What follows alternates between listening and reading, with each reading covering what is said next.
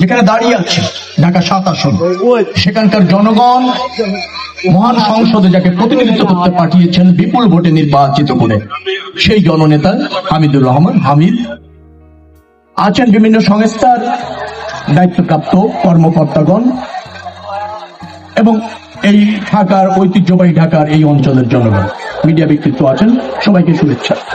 আমার অসাধারণ ভালো লাগছে এই ঢাকা দক্ষিণ সিটি কর্পোরেশন এই বাংলার যে ঐতিহ্য, বাংলার যে সংস্কৃতি, ঢাকার যে গর্বের জায়গাগুলি একসময় মানুষ ধারণ করত, নতুন প্রজন্ম অনেকটা ভুলে যেতে বসেছে, আধুনিকতার ছোঁয়ায় তার আবার পুনর্জীবন করতে যাচ্ছেন, পুনরুজ্জীবিত হতে চলেছে।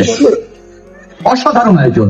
যে আয়োজনের কথা প্রশাসক বললেন, এটা সত্যিকার অর্থে বাংলাদেশের মানুষের গর্বের জায়গা।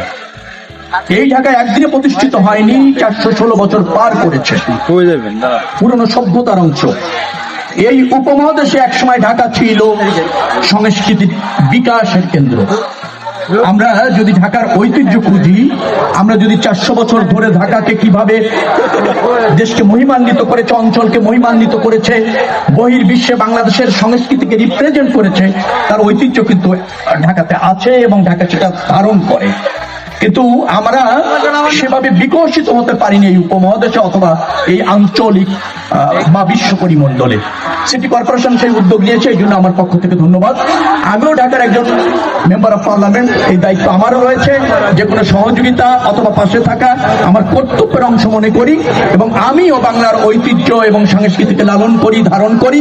বাংলাদেশের জাতীয়তাবাদী দল এই আদর্শই হচ্ছে তাদের গর্বের জায়গা, ঐতিহ্যের জায়গা।